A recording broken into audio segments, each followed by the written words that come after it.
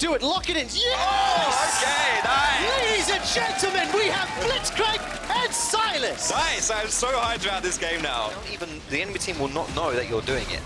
So Schalke's going to get here a little bit too late. And exactly as predicted, Foxtrot. Good call, Misfits. Won't have an ulti this game. Well, Memento does. Memento's caught out Feathervin. Feathervin's going to use the Claw of Doom to escape. Hasn't even used his ulti. Hasn't even used the flash. Looks for Abadagi. What was that? Questionable, that's what that was. We might have some more coming through. Flash into Chain of Corruption.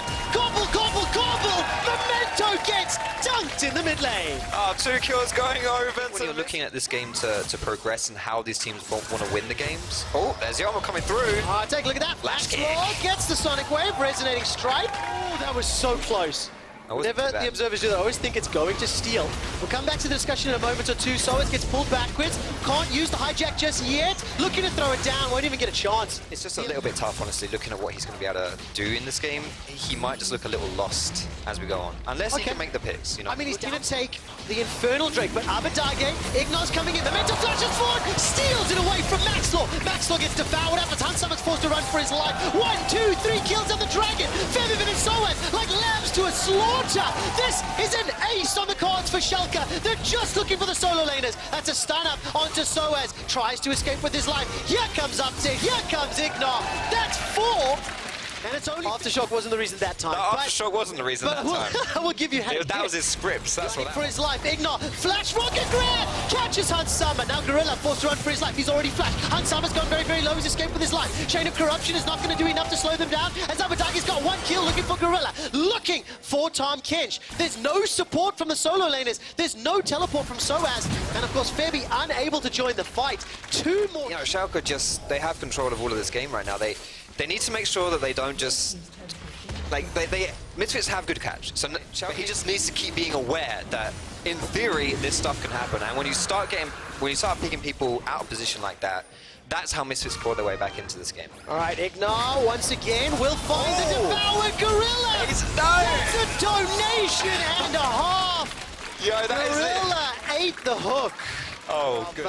The Stuckenschneider, amazing, hiding in the camp. Can't quite see where he is right now. Soas has I don't even know if he even has the Akali ult here. I'm assuming he does. Yeah, he has the Akali ult. There we go. Just went into Akali mode. Soas now can't go through. Oh! Abadage finds the burst damage. Now Maxlaw's in trouble. Here comes Abadage. Dragon's Rage does nothing. Absolutely holds Maxlaw in pace because the power fist. Yeah. You can't play those bounties. It's going to be a lot harder to get back into the game if you lose his Baron, but what are you going to do about it? Your jungler's dead, your top lane's dead. That's free from Schalke right there.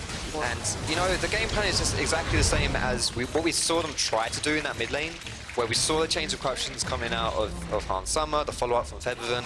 I mean, dependent where it can work. Yeah, I think it's draft dependent, definitely. Like, I've not really liked it in this game. Bear in mind, this is literally the first time we've seen this, so yeah. Preliminary thoughts about all this stuff, please don't, you know, burn me at the stake. Sieging on multiple lanes. Look, they've got Abadagi down at the bottom. That's a wave clear. That's a root. That's a lockdown. Chain of Corruption. Since 20 gold comes out. Okay, that's 1 kill, but it's on the man that has no bounty. So it is a smallest of victories. Actually, I take it back. It's still a loss. You've lost a tower bottom. You're about to lose a tower top.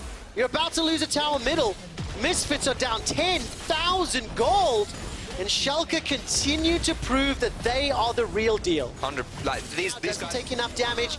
Odoam is completely left alone, unchecked in the top lane. He's playing PvE LEC. And Inhibitor's going to drop as Abadage will take one down the bottom lane. Memento will be able to escape with his life. True Shot Barrage comes down, and here comes Abadage. Somebody order the cleanup crew because Misfits are all over aisle 4. Schalke take them down. And what looked like a slow laning phase was exactly what Schalke wanted. It was clean, it was calculated, and it was a crisp win for Schalke over Misfits. Schalke doing Schalke things in this. Absolutely play around most of your lanes here. So we talked about the Cassiopeia. It's a Nocturne locked in for Xerxes. That's a bit more of a Xerxes special here. Not a bad choice, actually. I think that this rounds out the comp a little bit more, and a very good bonus AD on your Q, plus the damage on your Q.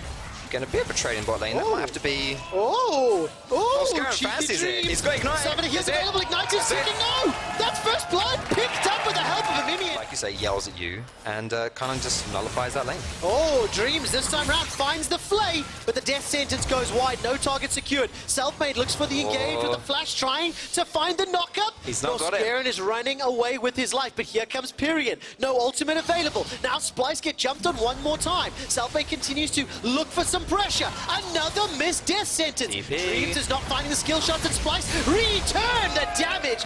Find themselves a kill into Selfmade. Remember, SK started that play. To see whether he can do something on the other side of the Okay, this is a good play for SK Gaming. They understand they've got pressure in multiple lanes. They force bot, they force mid, and they secure them. It is hugely impactful into champions like Pyke and LeBlanc.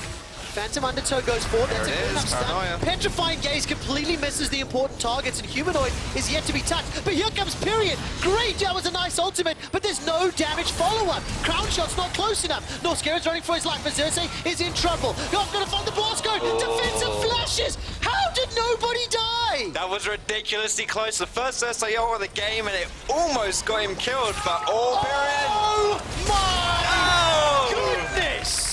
Over, just a tip over the wall. And Dad Fox drop. Oh, hold this thought. There's the engage from Norscaron. Finds a Pyke hook and not going to be following up just yet. Death from below comes down. Hourglass has been used. Xerxes is the first one to go down. Paranoia helped only a little. There's one for Kobbe. They're trading kills back and forth. Imperium's looking to run down Norscaron, but Selfmade's left alone. He uses the Hourglass, and Selfmade will be taken down. It ends up being a 2.5 iron power spike. Like, he's strong at that point. He's able to carry these team fights, and this is the first action we've seen top lane, Joe. It is. First time we've seen it. It's a 2.5, 3,000 gold lead. And it looks like Norscaron's going hunting. Dreams is already down. As Kobbe now jumping onto the tower. Bone Skewer is being channeled. It's sharp. Dreams manages to find the death sentence, the petrifying gaze. And this time round, Dreams and Crown Shot land the CC, take the tower down. 19 minutes and 56 seconds. Foxtrot, one remaining member on Splyce, continuing to stand up and step up for the squad. I think if we can take a... This is how it is, I suppose. SK poised to take the first mid tower in this game as well. This game has looked a little bit slow as far as what teams have been able to do. A lot of that is because after the third Dragon's dead, we might be able to dabble into the P word. Okay, so we'll get in there. And the P word we're talking about is playoffs. To be fair, I think the difficulty and what's exciting about the LEC this year is we don't know how Misfits are actually whether they're gonna fix their problems. Fnatic, whether they're gonna come back to form. I feel like Splyce aren't a top 3 team. Okay. Are they a playoff team? I think they can Probably. be. Yes. Let's see if Humanoid can get any damage down as Chachi uses the cleanse to get away from the hook. Now the tower survives. Where's one? Once again, a defensive nocturnal. There's a Chachi goes down. Death sentence finds a target onto Kobbe as he's taken out as well. Broken shot. What if it's preemptively TPing here, because whereas they use things to get those kills, What if still has Zoma up if they want to turn. All right, Norscaron forced to run for his life. Slicing Maelstrom is up by Whirlip. He uses the Hourglass. Baron down to 50% HP. Xerxes has got his smite available and a flash to get into the pit. 2,000 HP. It's a smite fight in the pit, and Xerxes is way too late. But Humanoid picks off Whirlip up in the top of the fight, and Norscaron's running for his life. Humanoid's looking for Crown Shot. He's low on mana. He cannot get the Twin Fangs. He cannot get the Miasma, and Crown Shot's forced to run for his life. Gets one last It's spell. not the first time we've seen these hideous Baron plays where laners are actually taking it away. Splyce. Dreams is hitting the key hooks. Yes. Dreams is doing really well, and Norscaron's done really well as well this game. Like, both of these supports are picking these proactive, aggressive supports, and they're finding the picks. And this is it, where SK decide, okay, we killed 2 people, what we're going to do here, we're going to go for that Baron. Another hook lands onto Norscaron. Whirlip goes a little bit too far forward here, but it's all good. We're back to life, Fox. We're back to life. And the Baron empowered SK Gaming are sieging into the base of Splyce. They force Vizichachi away, who's able to escape with his life thanks to the flash. Now Humanoid looking for a target on a Selfmade. Selfmade's still got the GA available to him, and the Sterix was proc thanks to those change. Inhibitor drops, Crown Shot. That made me a little nervous as he stepped forward to take it. For them to be able to pick up that Baron and then go mid, get the objective and back out without losing anyone. Vitality and Fnatic. We'll get that up in just a moment as SK take their 6th tower of the game. They've got the gold lead, and for SK, if they can pick up a surprise win against Vitality and the rematch from Fnatic picked that up at 2-0. Like, a head-to-head advantage when it comes to tiebreakers is so important in trying to climb up the standings. Yeah, and we didn't really want to talk too much about the P word in week 4, but this is a game really you have to win if you want to make playoffs, and Splyce are finally going to be proactive. Yes, they are going to try, but they're not going to find a target just yet. They're waiting for the Shinzao ultimate to turn off. Can't get the damage down until it has. Death from below is being held up, waiting to see for Norskeren. Can he find a target to drop down? Visit Chachi, I think he mistimed that ulti, flew straight over the GA. Now big damage from Humanoid, and still nobody goes down. Team For Splyce this game is what Humanoid can do. He's very strong. He's able to. He has so much damage here. He's even got that Void Staff. Like he's gonna. He's looking for Dream. 1-2, not gonna find the kill just yet because Kobe actually helps him out. Final tick is secured by Humanoid. There goes Xerxes. He now jumps onto Pyrian in the mid lane. Teleport comes down from Vizichachi. He's looking for some more damage. Splyce so close. have found themselves a pick. Crown shot steps forward. Petrifying Gaze is available. Doesn't stun. But that is beyond doing well. It's just 5-2-2, 100% kill participation. Make those aggressive plays, those proactive plays, but especially for Humanoid. Oh, okay. Good nice. damage. Nicely done by Humanoid. Remember, both of these teams had 0-2 weeks last week, and that might be where the nerfs come from. Humanoid, whoa, with the help of Norskeren. There's a death from below, but the slicing Maelstrom gets 2 back. It's a 2-for-2. As the cleanup fight commences, Kobe is looking to run down Selfmade. An AD carry versus an AD carryless team means Kobe runs rampant. Splyce have now access to the Baron pit, and they have no jungle on the opposition side. That's going to be Baron for Splyce as well, and it all starts with Humanoid. The confident play right there to double distort into the 2 carries. Chunks them down and actually picks up Crown Shot on the backside of that as well. And it hasn't been able to do... You're getting a little bit twitchy because, you know, you're actually really close to winning and we're getting 40 minutes in. But this is what happens, you know, if you're playing versus kind of that predatory mid laner, that kind of vulture who's lurking around, then you have to have that vision. And also, it goes back to something you were saying earlier, Foxtrot. But if we look, not only does he have the GA, but he also has the stopwatch. So he can absolutely be that primary engage now. And Humanoid with the Banshees, it's much easier for him to jump over walls or whatever, or just jump into teams and just do exactly what he's doing. By the way, better late than never, okay? 20 minutes ago, I asked my stats team to start perusing through the database. I did 7 seconds, so not only was the quick stats instincts correct, but stats confirmed it, so good job, team. All right, there's the engage now from Splyce, but is this the fight that they want? Is it Chachi? Can't find the fear beyond death just yet. Nobody's low enough. Death sentence into Flay, and now Chachi puts the damage down to Pyrian. Pyrian escaping for his life. Nobody's going down yet. It's beefy meat tank versus beefy meat tank. And another beefy meat tank gets hit, and nobody dies again. Although Whirlip is in a little bit of trouble. The chains, the proc, the electro the turnaround. And finally, somebody dies. The return kill right there as well. And Splyce, oh gosh, they're going to get the Elder Dragon. Oh, they do indeed. All right, Splyce pick up a 3-Dragon Elder, but can they get away with their lives? Norskeren goes for the dive, trying to do what he can. Does he get the death from below? Out, and now Kobe's running for his life. Vizichachi gets caught by the decimating smash, and it's a rumble in the jungle as Vizichachi is getting caught out, helped out by Kobe. Simply too late to the party. Yo, is that... Oh, the Look, exposed inhibitors for both teams. 7,000 gold advantage for Splyce. Plus Look at Humanoid's positioning here. If Humanoid can find Crown Shot, this is going to be an easy win. Baron is starting to reset. Teleports and Culling's used, so those are some big cooldowns. Oh, Vizzy! Chachi's in the pit! Chachi's in the pit! He goes down the exhaust, he's waiting to find it! That was a blast! Code! Suicide! But will it get turned around? He's going to be alive just for a few more seconds. Chachi needs to get some support from the team. Not going to happen. He goes for the disdain. Turns the damage back into SK. That was a self-kill suicide by Splyce. And now SK Gaming have the numbers advantage in the pits. We're getting G2 flashbacks right here. Kobe is TPing. I felt as betrayed watching that as when I did Anakin killing the younglings in Star Wars. Now Selfmade gets pulled over the fence and he gets knocked back.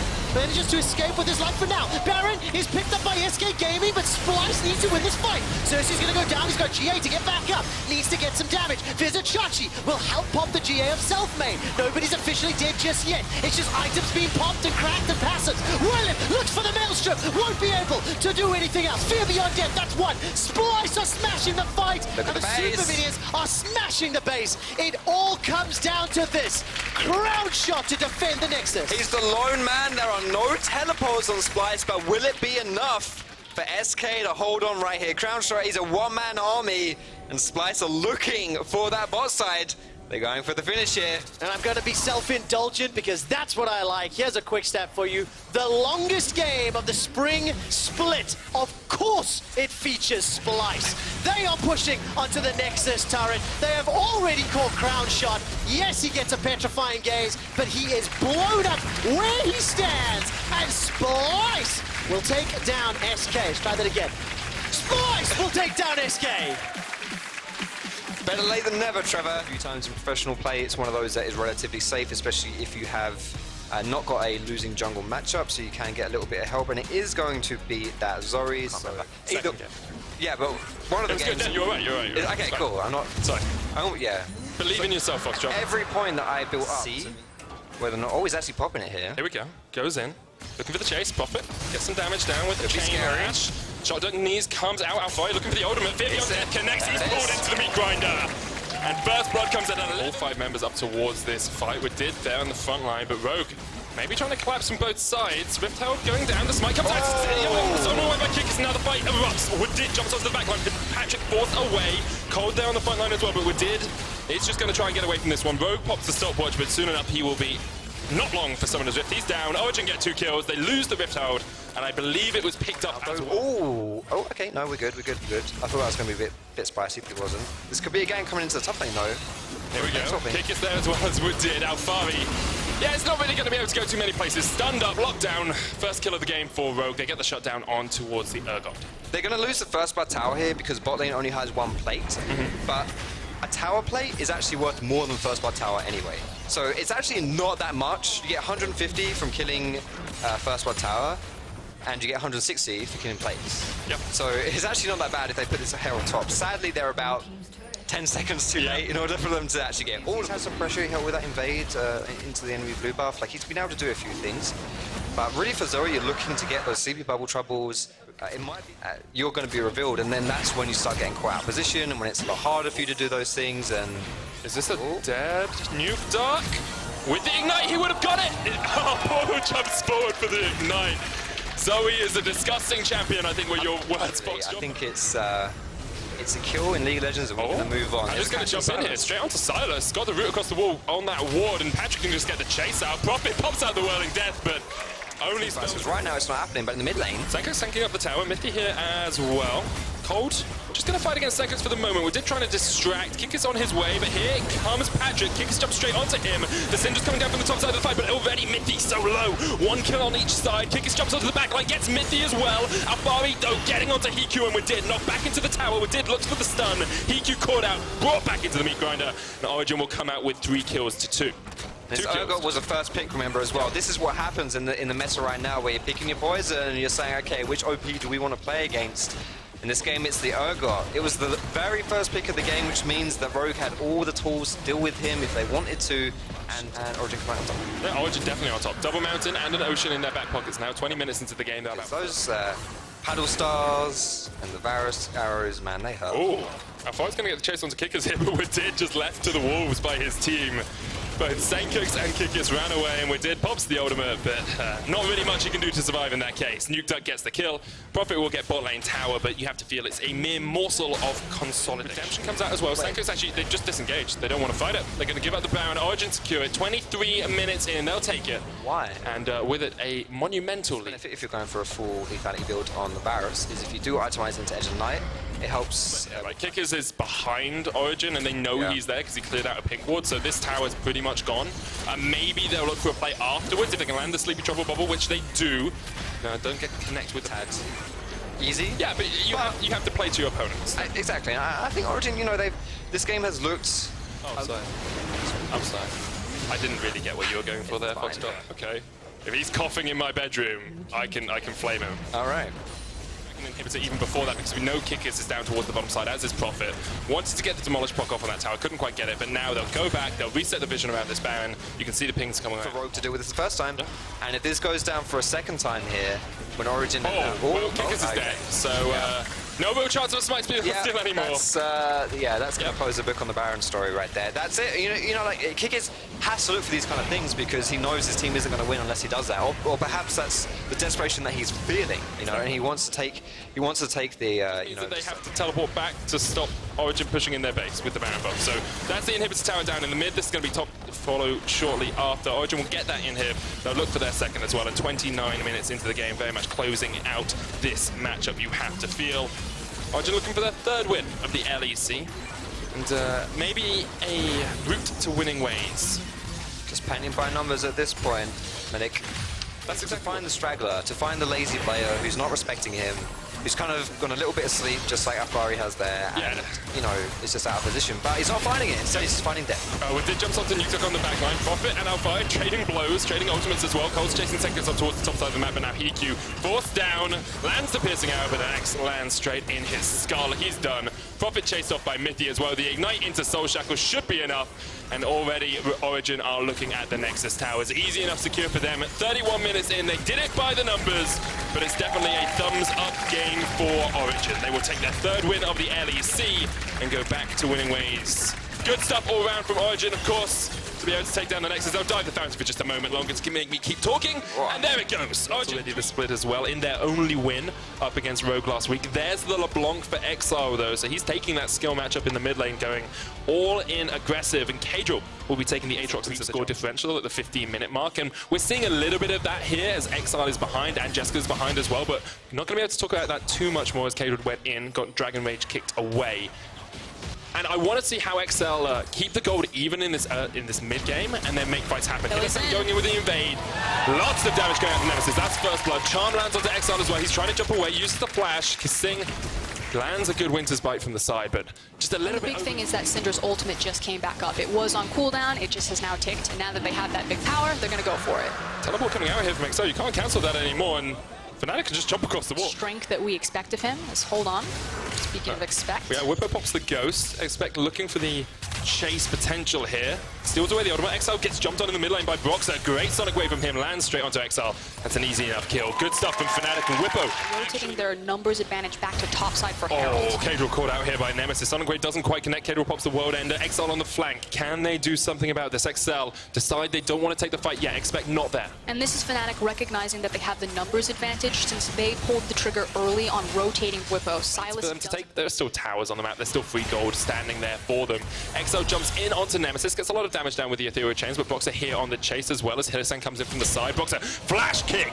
XL flashes away, uses the double assaultion. Hillsang, of course, doesn't have the ultimate to chase. But they do have the minion wave and now free time with this tower as Urgot's also rotating around behind it, so damage already done. They didn't get the kill, but they got exactly what they came for, which means that if Fnatic do get this Rift Herald, they don't have to waste it on... Kadril on his way down. That Rift Herald isn't that low yet, but Kissing and Jessica have to worry about the fact that Nemesis is just going to get knocked up over the wall, and the chase is on.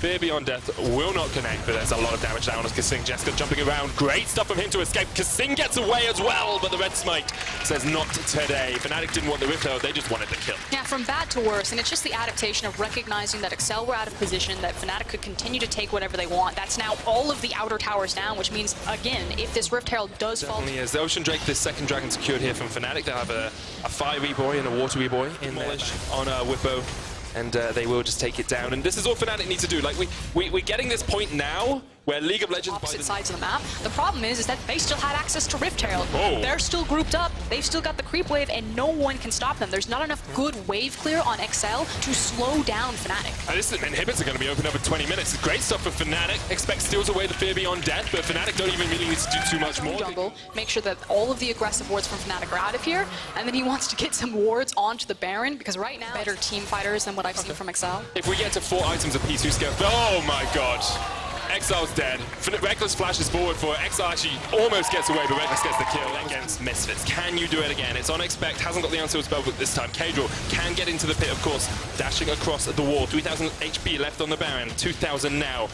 Fnatic waiting to secure it. They have the Lee Sin Sonic Wave kick. Yeah, Broxer just needs to go over this wall, kick him away, and then smite. Kadril kicked away, he smites it.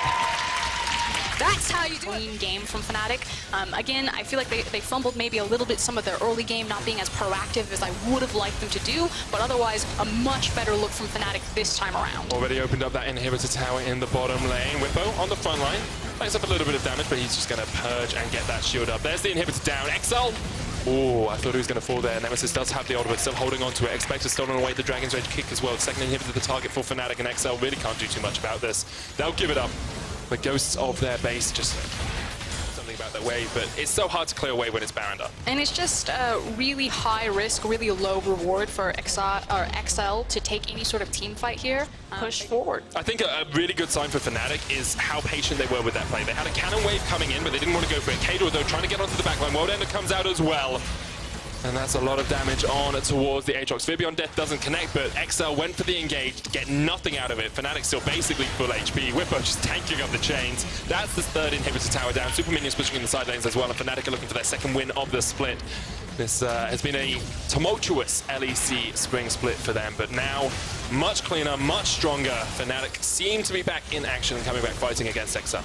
And this question is this dominant victory over XL enough for Fnatic fans to get excited about this team, enough for us to forgive them of their previous sins in earlier weeks, because they looked pretty hot today. They definitely did. Moxa gets the kick away, just trying to get the final fights off. The Nexus goes down. Fnatic with their second win as they fell XL here in week 4. And Olaf's pathing and be smart and try to play around that and avoid him in the early game, then I think the Karthus pick is really great here, especially considering that Vitality doesn't have a single tank in that team.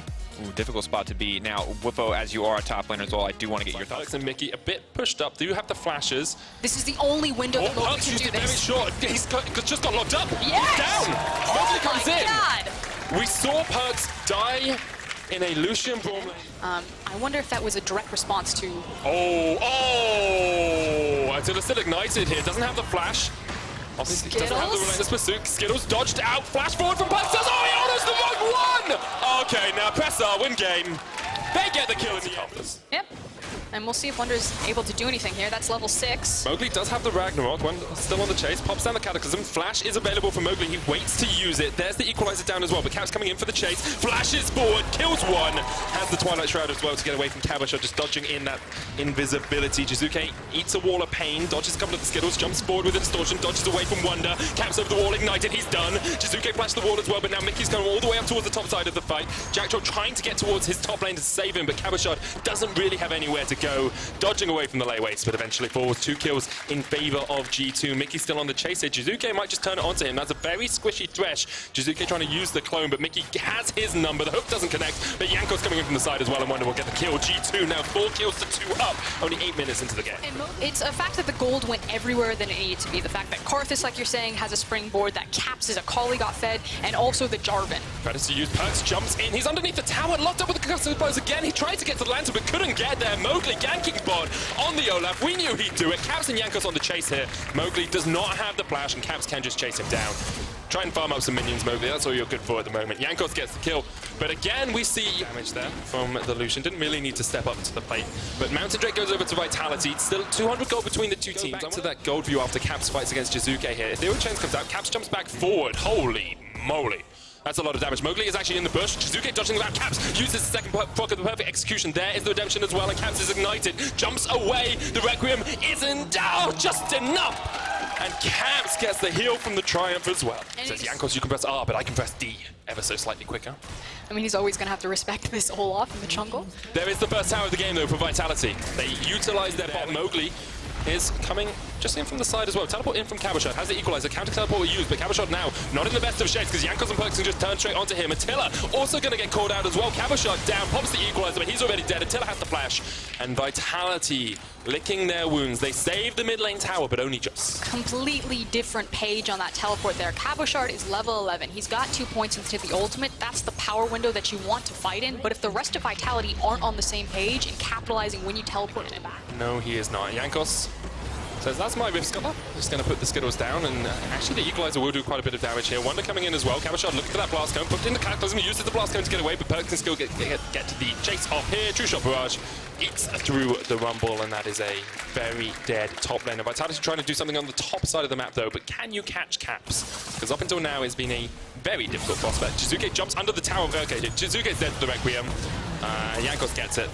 And yeah, you can't kill Caps. Don't gank Caps. It's like, don't chase Singe. Don't gank Caps. They're going to try and do it again. Here we go. Jack Troll takes it up. Teleport comes in. Jack Troll runs away. Vitality run away. And Caps did nothing in the entirety. He literally just stood under the tower and said, come at me. Mickey with the flash play in. Caps still there as well. That's a very dead Thresh. We're going to pay for it with a couple of lives at least. Caps still on the chase. Jumps all the way back to the Infernal. So there was so much that went wrong for Vitality there. It was the decision for Cabo to be in the river without his team. He gives away his ultimate. It automatically means they have no access to Infernal. You can't find it, you don't have Rumble ultimate. And then they double down on 4 choices. Passive comes out. That is the clone. Wonder might look for the engage, but realizes now that it's a clone. Can just jump onto KazaLoLL and Jack Troll if he wants, pops them in the Cataclysm, puts them in his Doom room as Jankos comes in as well. There's so much damage from the Defile. The Redemption comes out, already one down. Wonder is the one to fall. He gives over a bounty to Vitality. Jizuke picks it up, but Caps on the chase. Jumping forward with the Shuriken, pops down that Twilight Shroud as well. He's going to get Mowgli for himself. 3-1-4 on the Akali, and that first pick is coming up dividends This for is G2. G2 just slamming Vitality into the meat grinder. Again, we talked about how Jarvan can work against champions like Olaf, work against champions like Rumble, but how he works with champions like Karthus. Caps jumps in onto Attila. They're just looking for the tower, but Caps is just in the middle of all 4 players. Perfect execution onto the Lantern. Oh no. Jizuke jumps all the way in, though can't quite find the connection. And Caps is showing Perks how you use the Lantern effectively. Is anyone going to stop Caps? No. Oh no. Oh no. Oh, they all survive!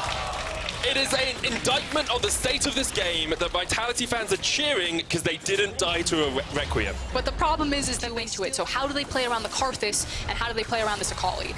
Caps put the Shuriken onto Jack Troll, not going to go for it. There's the culling as well, hits onto Perks. Takes a little bit of his health bar down, but not enough. Attila took more in response. Jizuke gets the chains. That's a chunked out Mickey. The problem is that even if you get vision control away from this comp, I love the start with the Requiem because immediately Caps just jumps in. That is a dead Lucian. Jizuke tries to get to the back line, but he can't even kill Jankos. He gets chunked out as well. Perks is on a killing spree. Mickey gets the kill onto Jizuke, and this is just clean stuff from G2. Absolutely beautiful League of Legends, playing their composition to a T. No! I love it from KazaLoLL. He's just like, mate, I'm out. I'm yeeting out of here, and eventually just gets knocked up anyway. It's the ace for G2. And you know what I said 1 minute ago, Frost? What did I say? I say, oh, G2, they get to about this. you can throw out your flag, see what you fish there. You got the Lantern from Thresh as well as his death sentence. Like, there's so much non-committal. That's a shame, guys. I'm sorry. G2 are just going to keep winning for a while. It was a good run. It was. I love it. And now they've got a magic 8-ball there. It's like shaking it. What do we do next? What do we do next? Try again later. Okay. Caps underperforming. Less than 10,000 damage in this game. It's just a disgrace, Caps. Come on, step it up. Stunned up in the Twilight Shroud. He's 1v3. Welcome to a Twilight Shroud. Wonder pushing in the bottom lane. Top lane is being pushed in by Perks and Mickey. I think Karthus is up there as well. Here comes the Requiem. Say a prayer to the gods, Vitality, because KazaLoLL almost gets 1-degged. That is the tower going down. G2 already got the inhib in the bottom lane, looking for the inhib in mid as well, can push towards the top lane. And Vitality don't have a hope in hell of doing anything this game. Jack Troll's going to jump in, but there's the Twilight Shroud once again. Caps clicks the Lantern. No amount of wards can stop him. Redemption comes out as well. Perks jumping forward. Maybe Vitality can do something because Jizuke gets onto Perks. Perks is unstoppable though. He gets one. That's a second for Wonder. And Vitality is going to get cleaned up in their own base. Caps goes golden. And Attila and Jizuke just trying to get something. They get him! They fell Caps before G2 clean up the ace. This will be the final inhibitor down, and G2 in our match of the week show they are without parallel at the moment in the LEC. No one can stop them. No one can stand up to the G2 army. It didn't even look hard. All smiles across G2. They absolutely spanked Vitality there. It was a spanking. I think that's the best way to describe it. I thought maybe that the chaos style that we know from Vitality would bring G2 down into the dirt, but G2 is just like, we were born in the dirt. We were molded by it. We can do chaos style every day of the week. But the thing is I think that doesn't give actual credit to G2 and how crisp and clean their strategy was, how well the synergy between the different pieces of their composition worked. The fact that you have, you know, Akali versus Flash, some of the interactions there, that she can hide herself in the shroud and then you just drop the lantern. It makes it that much harder to actually kill the Akali if you ever do catch her out of position. The fact of how well Karthus and Jarvan work together by locking everyone down into your massive AoE damage. It's so many different pieces that come together for G2, and then you put on top of it the fact that they have such high mechanical abilities in every single position. I think like it's always hard to say there were weaknesses in that team when they dominate.